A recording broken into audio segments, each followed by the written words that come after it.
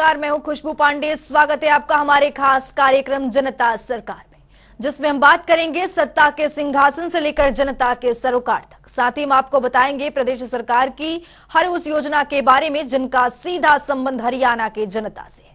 योजनाएं प्रदेश के विकास को नई गति प्रदान करेंगी और हरियाणा की जनता का चहुमुखी विकास भी करेंगी, ताकि प्रदेश की जनता तरक्की की राह पर आगे बढ़े और हरियाणा प्रदेश निरंतर उन्नति की नई ऊंचाइयों को छूता हुआ प्रगतिशील रहे। तो अगले 30 मिनट तक बने रहिए हमारे साथ और देखते रहिए जनता सरकार।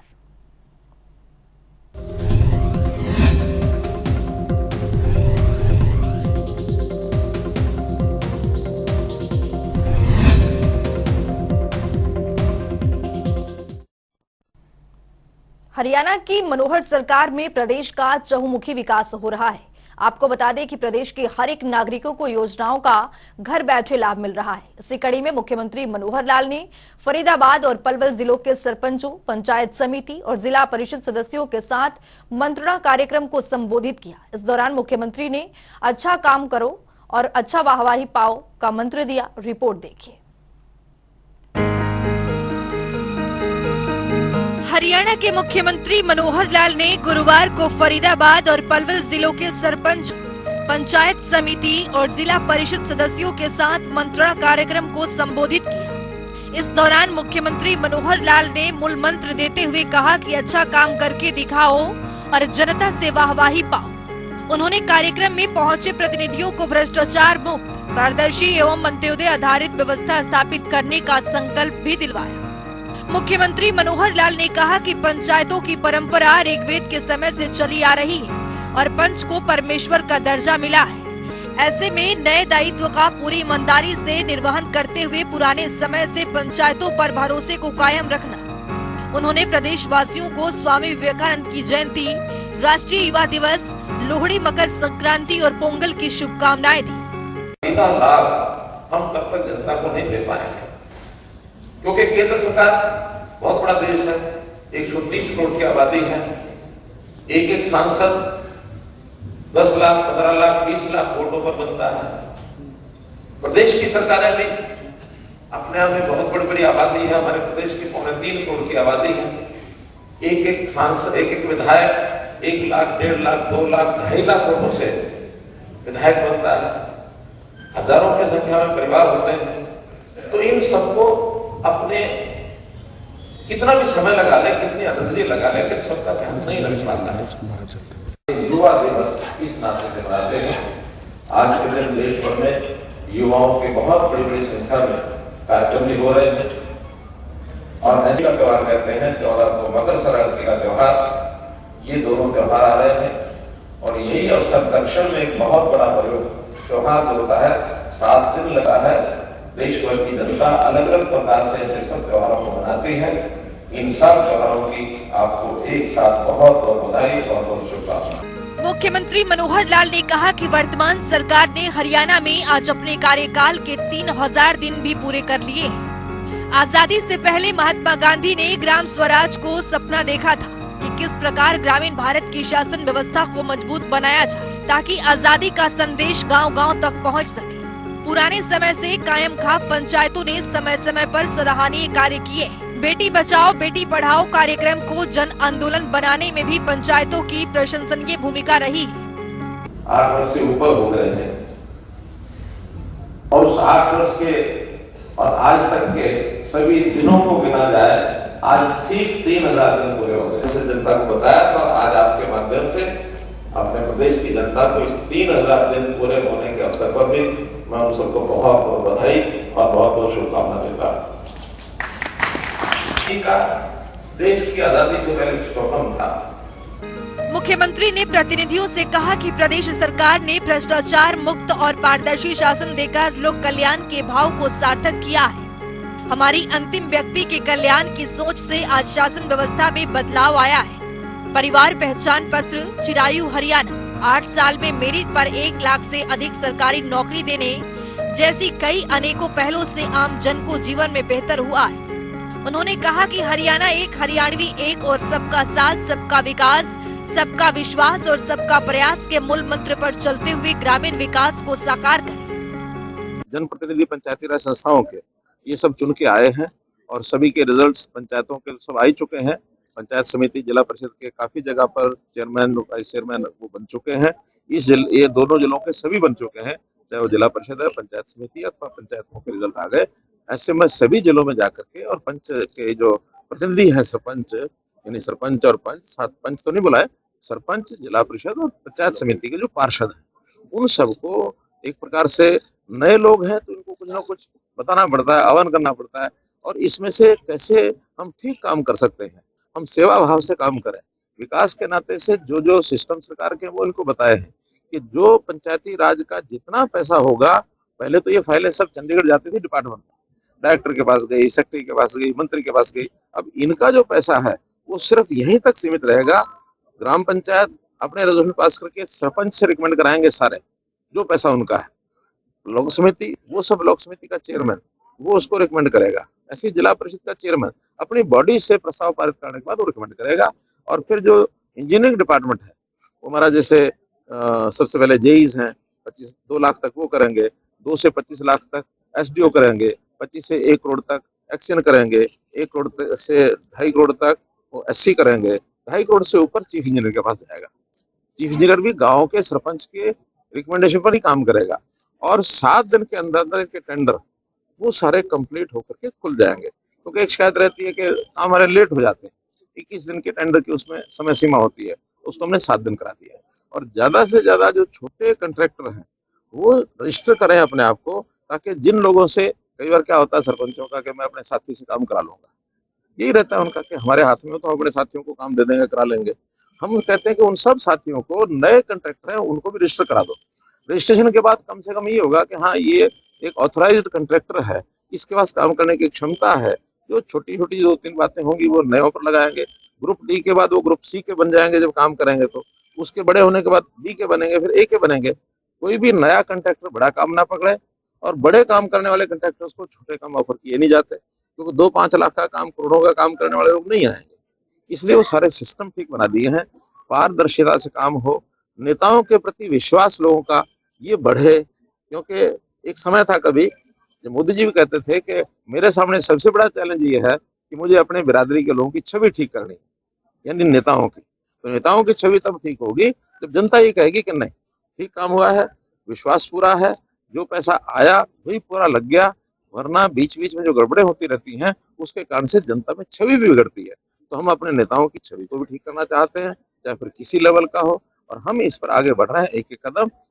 मुख्यमंत्री ने कहा कि पंचायती राज संस्थाओं के सर्वसम्मति से चुने गए प्रतिनिधियों के लिए राज्य सरकार ने 300 करोड़ रुपए की धनराशि जारी की है। उन्होंने कहा कि इस बार 70,000 प्रतिनिधियों में से 40,000 प्रतिनिधि सर्वसम्मति से चुने गए। इससे सामाजिक सौहार्द और आपसी भाईचारे को बढ़ावा मिला है।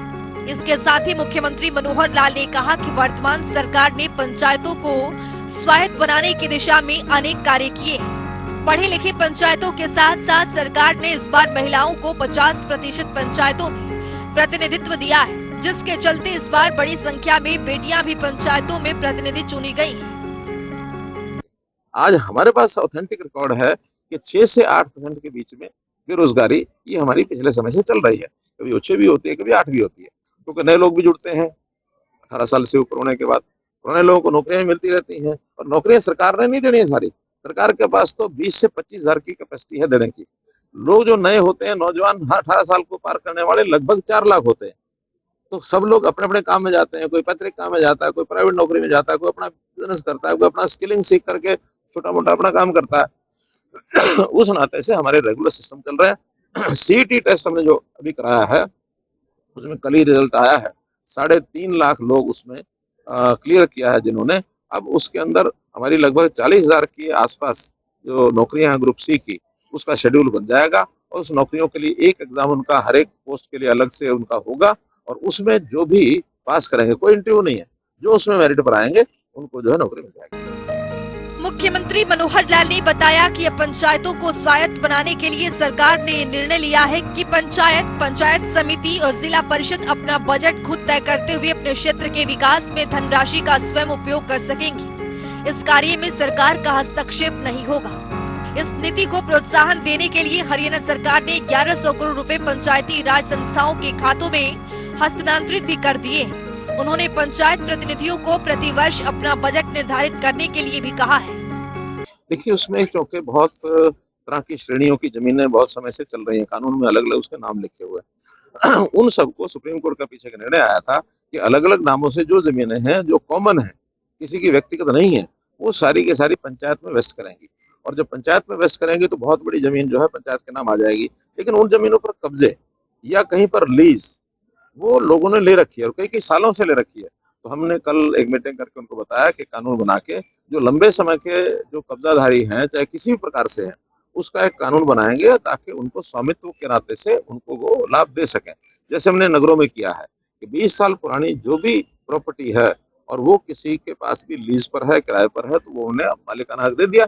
पैसा उसका लेना होता है, वो उसके कितने साल का कब्जा है उसके हिसाब से तय करेंगे, लेकिन किसी को भी खाली नहीं कराएंगे और कलेक्ट्रेट का एक परसेंटेज रेशो बना करके उनसे लेकर उनका नाम करा देंगे। मुख्यमंत्री मनोहर लाल ने कहा कि इस बार भी अच्छा कार्य करने वाली पंचायतों को सम्मानित किया जाएगा।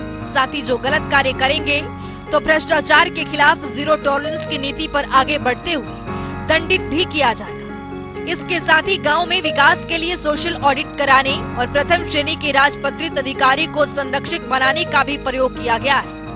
ऑडिट टीम को चयन ग्राम सभा तय करेगी। साथ ही संरक्षक अधिकारी ग्राम सभा का आयोजन कराने और आम जन को कल्याणकारी योजनाओं के बारे में जानकारी के लिए सलाह दे सकेंगे। देखिए, पहली बात तो कि आगे के लिए हमने व्यवस्था ये की है कि आगे सारी चीज कंप्यूटराइज्ड हो।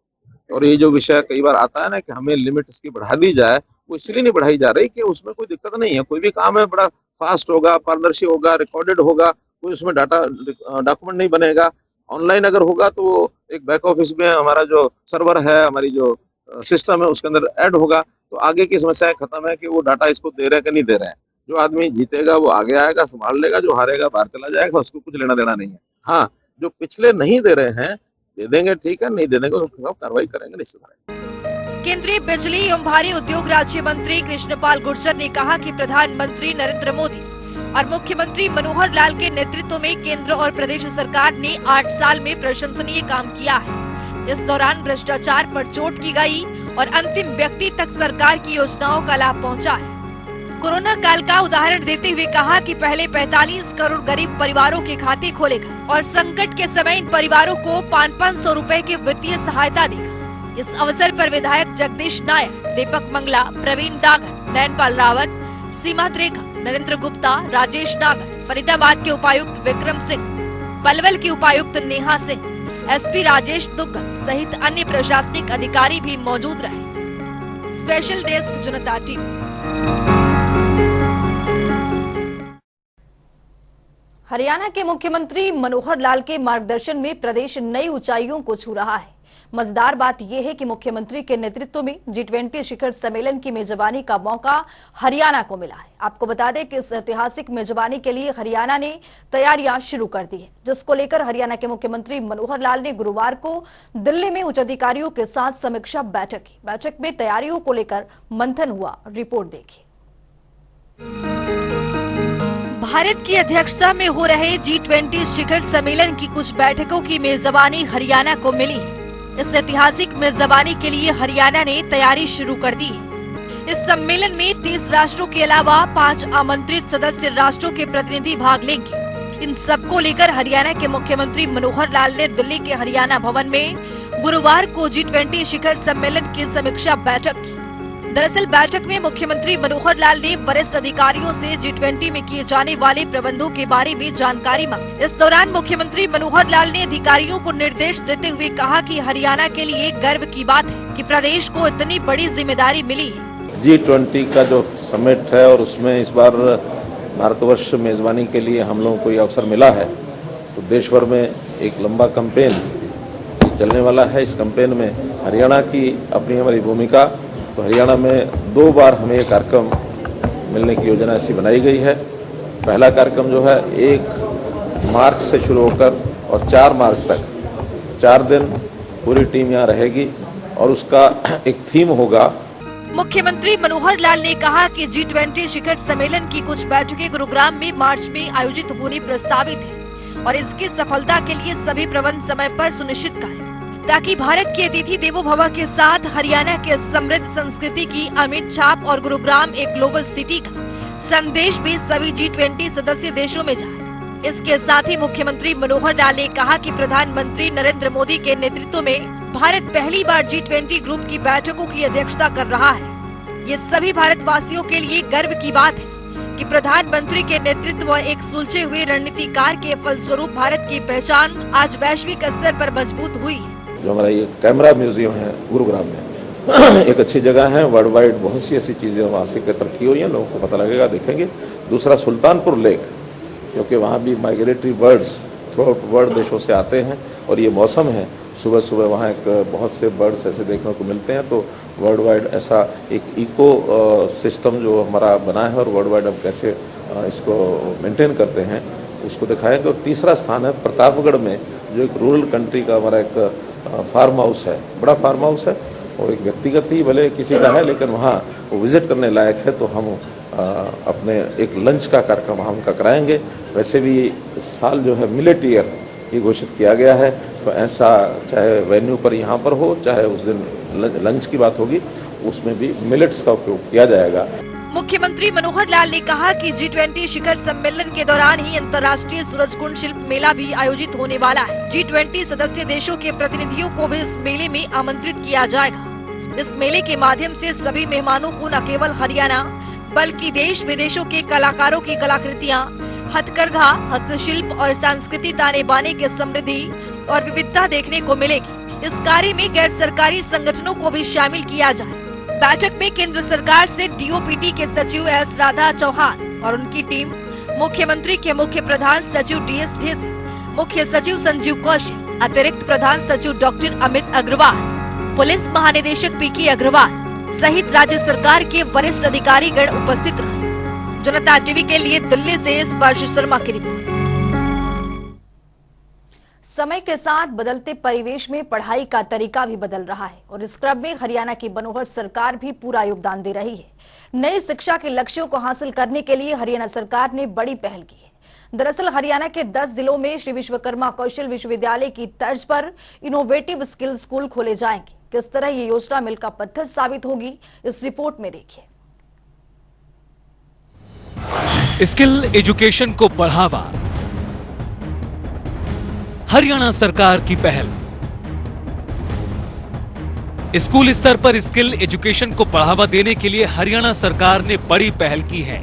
आपको बता दें कि मुख्यमंत्री मनोहर लाल ने KG से PG तक स्किल एजुकेशन के मॉडल को लागू करने के निर्देश दे दिए हैं। इस योजना के जरिए नई शिक्षा नीति के अनुसार KG से PG तक स्किल एजुकेशन के लक्ष्य की प्राप्ति की जा सकेगी।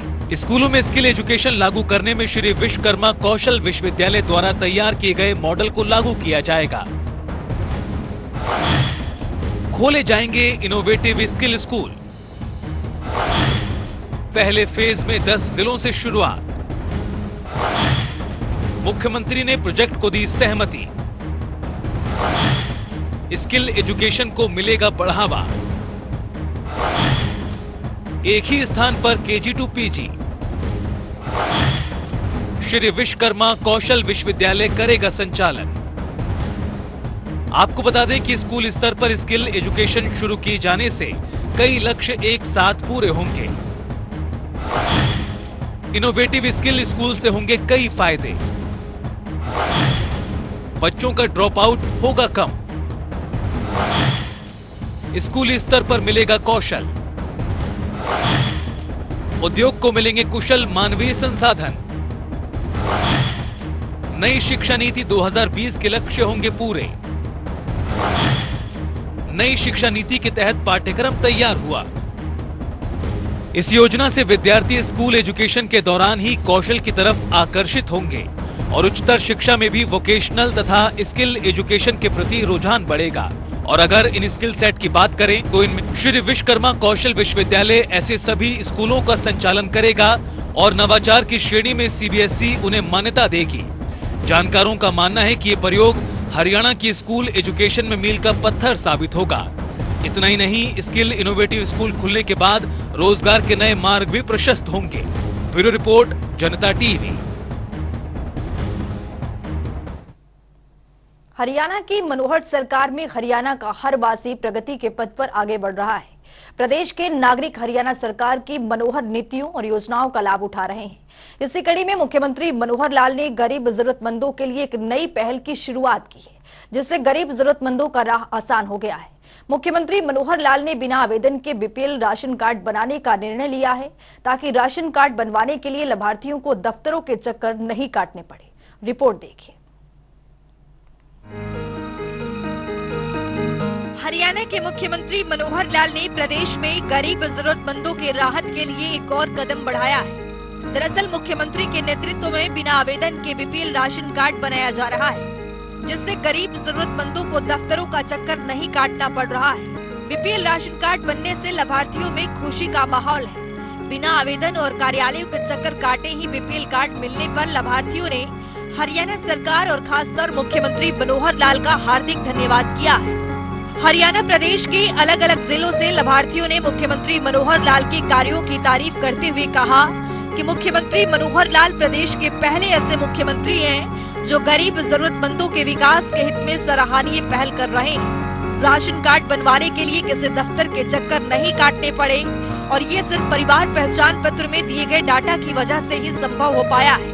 लाभार्थियों ने प्रसन्नता पूर्वक हरियाणा सरकार का आभार जताया है। इसी तरह हजारों लाखों लाभार्थियों का बीपीएल आय के नए मानदंड के अनुसार राशन कार्ड बना है। गरीब परिवारों की चिंता करते हुए राज्य सरकार ने बीपीएल परिवारों की आय सीमा को 1.20 लाख रुपए से बढ़ाकर 1.80 लाख रुपए किया है और हरियाणा देश का पहला राज्य है जिसने बीपीएल आय के मानदंडों को बदला है। इसके फलस्वरूप बीपीएल परिवारों की संख्या बढ़कर लगभग 29 लाख हो गई है। प्रदेश में परिवार पहचान पत्र के माध्यम से हर पात्र व्यक्ति को घर बैठे ही राशन कार्ड मिल रहा है। स्पेशल डेस्क जनता टीवी। आज स्वामी विवेकानंद जी का जन्म जयंती है। उनके जन्म जयंती पर हरियाणा के मुख्यमंत्री मनोहर लाल ने ट्वीट कर उन्हें नमन किया है। सीएम ने अपने ट्वीट में लिखा है, धर्म संस्कृति का प्रसार करते हुए विश्व को सद्भावना व शांति का संदेश देने वाले युवाओं के मार्गदर्शक स्वामी विवेकानंद जी की जयंती पर कोटि कोटि नमन। आइए राष्ट्रीय युवा दिवस पर उनके द्वारा दर्शाए गए जीवन निर्माण, मानवता व चरित्र गठन के मार्ग को आत्मसात कर देश निर्माण का संकल्प लें। तो चलिए अब जान लेते हैं कि आज के इस सवाल का विजेता कौन है।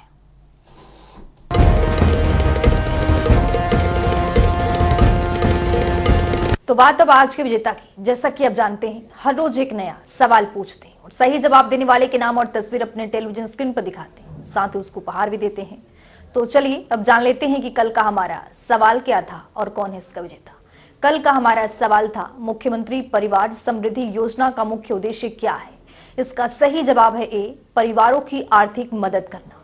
ढेरों जवाब आए, लेकिन आज के हमारे विजेता हैं गुरुग्राम से आशीष नरवाल। आशीष, आपको बहुत बहुत बधाई। तो फिर पूछेंगे आज का सवाल, देखते रहिए जनता टीवी।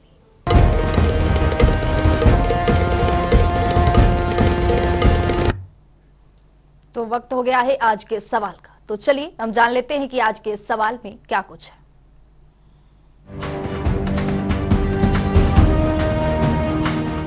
हर रोज की तरह हाजिर हूं आज का सवाल लेकर। जैसा कि आप जानते हैं, हरियाणा से जुड़े हर दिन एक नया सवाल पूछते हैं और सही जवाब देने वाले के नाम और तस्वीर अपने टेलीविजन स्क्रीन पर दिखाते हैं, साथ ही उसको उपहार भी देते हैं। तो चलिए अब नजर डालते हैं आज के सवाल पर। विकलांगता पेंशन योजना की शुरुआत कब की गई थी? 2023, सी साल 2022, डी साल 2019। तो दीजिए सही जवाब और बनिए विजेता।